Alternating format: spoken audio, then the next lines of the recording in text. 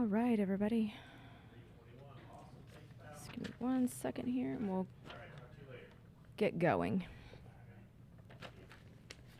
All right.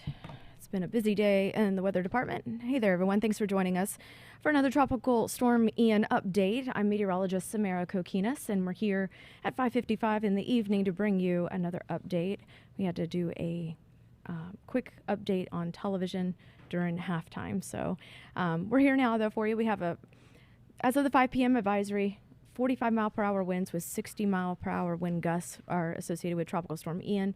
Central pressure is 1,003 millibars, and it's moving west to northwest at 12 miles per hour. You'll notice that a lot of the convection with this particular storm is still kind of unorganized at this point. So it is starting to show some organization, which will be key, especially as it moves into the warmer waters of the Caribbean, to see that rapid intensification to hurricane and then beyond that hurricane into major hurricane status over the next couple of days. I will be answering questions throughout this particular update, but they will come at the end once I get through everything. So just bear with me and I will definitely get to you guys.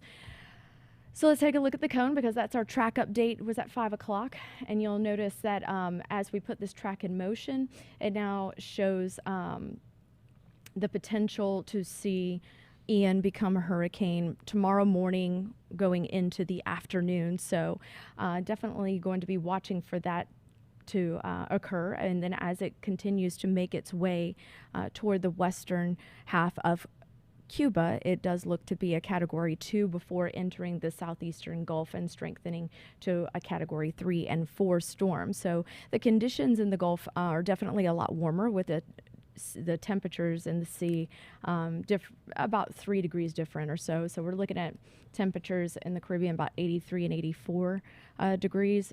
And then once you get into the southeastern Gulf, it goes up to about 85, 86, and 87 degrees. So you'll notice that with this particular track, it does keep a good portion of Central Florida still in that cone. I'm going to zoom in a little bit tighter here so you guys have a better idea of what's going on here. So we notice that the track is, with the model data, is starting to jog a little bit back to the east, which we mentioned in earlier updates here on social media for you, that we've been kind of watching this westward trend yesterday, and then we noticed today it's starting to jog back to the east, and that's the reason why that cone is still pretty large at this point. So there's still portions of southeastern Brevard County that are not in the cone, but the thing about it is, when we talk about this cone, we don't want you to look just at the center track, okay? So you have both the west and the east, those lines that make up the cone around the center track are the potential for where the center of this storm could go. So if it does jog back closer to the east, areas in that are not in the cone at the moment could still feel some really strong impacts. But if it was to move back toward the west, the western half of that cone, our impacts wouldn't be as great as they would if the storm was closer. So again, this particular track update is showing a Category 2 before making landfall. That's late Thursday afternoon going into the evening hours, and then by Friday afternoon being over the southeastern Georgia area. So let's look at the model trends, because they are getting a little bit tighter. You see how that grouping there in the initial motion of the storm.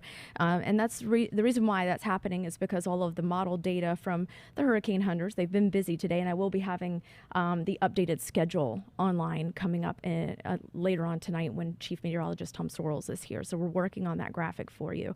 But I can tell you there are flights scheduled tonight at 7:30 and 8 o'clock, which will, of course, bring in more data at that point in time as well. So the more data that we get with the organization of this storm, and of course when that that center of low pressure is well defined, that's when we start to see model consensus kind of come together a little bit better. So you notice that tight cable-like appearance in the models as it gets closer to the Caymans as well as Cuba, and then beyond that, as it enters the southeastern Gulf, there's still a decent spread even approaching the Florida coast. So that's again the reason why that cone the end of the cone late in the forecast period is still pretty large at this point. You can see the spread definitely there from the Euro to the GFS, as well as the WRF model in that royal purple or blue color.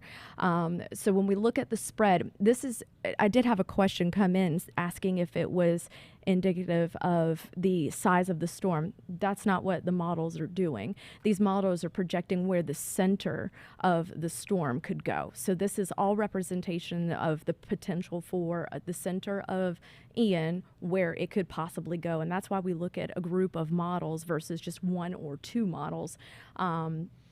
Even with the update, you'll notice that the bulk of the activity that was majorly across the western half is now coming back toward the Big Bend area. So we're still seeing that decent spread. So until we start to see the tighter end of it, which is starting to move, like you'll notice a tighter gathering just around South Florida right before it kind of fans out.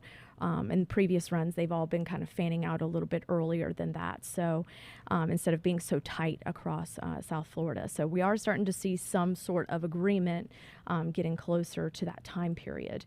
And a lot of it has to do also with the heat that this particular storm is going to be going through in terms of the water temperatures. So we're looking at the heat potential being high to very high as it moves closer to Cuba, and then some of that heat potential continuing in the southeastern Gulf before it reaches lower levels of heat potential for the storm to continue to kind of build. So when the forecast was calling for it to weaken from a category 4 to a category 2, the reason why that's happening is that it's going from an environment that was really, really favorable for, a big storm to really continue to a less favorable environment. And the reason why it's less favorable, because we'll have that southeasterly shear coming in and kind of batting things down. But regardless of whether or not it continues to do that in the forecast period, a category 2 storm is still a very strong storm that is forecast to make landfall. And of course, we'll be watching the timing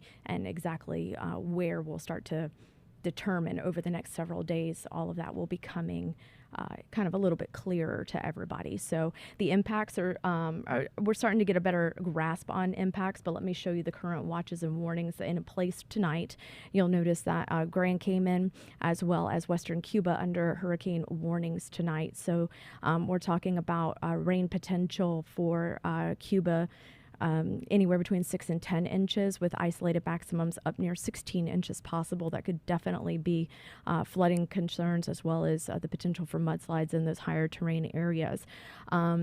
You'll notice the tropical storm watch in the yellow. That is for Little Cayman as well as the Keys now. So the Keys are currently under a tropical storm watch from 7 Mile Beach south to Key West, and that it does include the dry Tortugas. So we're starting to see all of these patterns kind of continue to make their way northward, as we are anticipating the storm to, of course, move more northward over the next couple of days. So when we're talking about why it's moving northward, we're talking about that steering pattern, and it's still going to be very one of the elements that is really, in addition to a couple surface fronts that, or a surface front rather, that'll be basically what we're going to be watching is for this particular steering pattern to draw Ian a little bit further north. So what's happening is this is the jet stream, right? And this is in the upper levels of the atmosphere. It controls a lot of the weather patterns all over the world. So when it dips down, what's going to happen is it's going to draw it back to the north. And then what we've been watching over the past couple of days, what the scenario has been when it was moving back to the west in the south, in the Caribbean, we've been watching to see if it was going to continue that westward shift and kind of miss the ride on this jet stream, and which pulls it back toward the east, or if it was going to kind of reach that in a better amount of time, which now model consensus as they go back toward the east a little bit are showing that, hey, it may even hitch a ride and carry it back toward the coast a little bit more. So we're still going to be watching for models to see exactly if they're going to consolidate toward the east or toward the west. I think over the next couple of 12 to 24 hours, we're still going to be watching that wobble effect, but it's going to start to be a clearer picture definitely within the next day or so. So that's the reason why we've been mentioning that our impacts will be more evident by Monday. I can tell you right now, by Wednesday and Thursday, we'll start, or potentially late Tuesday going into Wednesday and Thursday, some of the impacts Central Florida could definitely see are going to be some heavy rain events, as well as the windy, possible tropical storm-like conditions moving in. So again, until we're not out of that cone, and we're also, you just need to be prepared for this type of weather to kind of pick up as the week goes on. So we're talking about a Thursday event for it to make landfall, but we'll start to see those impacts ahead of that. So I'm going to go over to some questions because the system is getting better organized and is expected to strengthen over by tomorrow morning, possibly to that, or tomorrow morning going into tomorrow afternoon to hurricane status. So hurricane gets closer. Justin on YouTube Live. Hi, my question is, when the hurricane gets closer to Florida, how many miles is the eye of the storm? So as of right now, because it doesn't have a definitive eye just yet, and it's still fairly unorganized, we don't know exactly how big it's going to be. So that's another reason why some of those impacts aren't as evident, because when you're talking about a storm strengthening and getting to, that major hurricane status, what happens is the storm becomes very compact, and those storm winds get closer to the center. As of right now, tropical storm force winds can be felt 60 miles from the area that they're calling the center as of right now. So from about 60 miles out, you can feel tropical storm-like winds. But the thing is, when you're watching this storm and it's intensifying, it's going to get tightly packed for the winds. But the feeder bands in terms of the rain will be definitely something we're watching as well, because the larger that this storm, the larger rain bands that it could cover, and of course still filter into Central Florida. So that'll be something that we'll know once we get a better center of circulation with the storm itself. Yes, Michael, Hermine definitely developed before Ian and died out already, correct. Let's see. Will the section of Cuba in the mapping going to reduce or alter the course or intensity? As of Rhonda Simmons is asking that question on Facebook Live, as of right now, it's not going to change it too much because of the amount of land that it's going over. It's not going over a considerable large land mass at this point. So the track did bring it a little bit further inland. So I don't believe, again, that it's going to be enough land to really slow it down or kind of break things up. But it'll be something that we definitely watch. Any others to watch out there for after this one? There is, Jimmy Gonzalez was asking if there was any others out there to watch for after this one. We have a tropical wave in the Atlantic as of right now, but it looks like the projected pathway, if it takes on any development, which is very low right now, is northward, Jimmy. So let's see here. Ian seems to rapidly go from a 4 to a Cat 2 quickly. Do we know when this is to happen? Let me bring up the cone. I'm going to bring in the zoomed in cone for that. That's Sandra Bentley asking the question on YouTube Live. So when we look at this zoomed in cone, it goes from a category 4, like overnight Tuesday going into Wednesday. So Wednesday morning at 2 a.m. Down to a category 3 by that afternoon, by 2 o'clock in the afternoon on Wednesday. And then it continues to weaken from there, going from a 3 to a 2 by 2 o'clock in the afternoon on Thursday. To answer your question specifically, Sandra, it's going to be moving into that area of southeasterly shear that is going to help kind of weaken that storm just a little bit. It's not as favorable as the southeastern Gulf of Mexico is whenever it's moving a little bit further north right now. Like when it gets to that later pathway and it's moving into the northeastern Gulf, that's when we're going to see that shear kind of really take over. Everybody's asking what could specific areas see. That's still going to be something that we're going to be watching. But as of right now, general impacts for Central Florida is going to be anywhere between 2 and 4 inches of rain with isolated maximums up near 6 inches of rain. But of course, that could change depending on the track, exactly where it goes within this cone area. Also, we could see tropical storm-like conditions Wednesday going into Thursday in terms of wind. But as of right now, it really depends on where inside this cone the storm goes. If it goes back further west, we'll see a less of an impact. If it inches back to the east, of course, a greater impact will be felt. So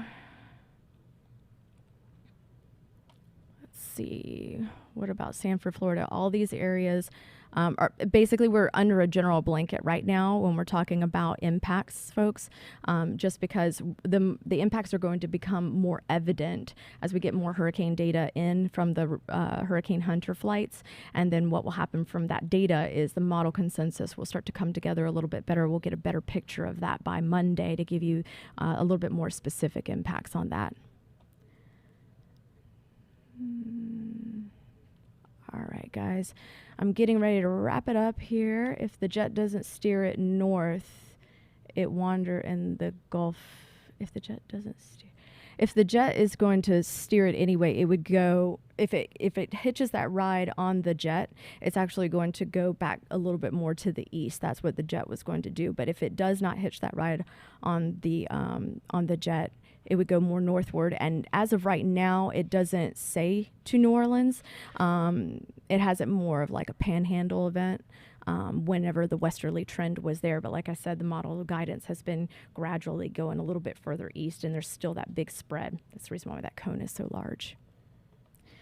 All right, guys, I have to get back. We have a show coming up on clickorlando.com. It'll be an online segment with Chief Meteorologist Tom Sorrells and myself. So I'm going to go back and get our show ready to rock and roll. It starts at 6:30 on Click Orlando. We hope you join us.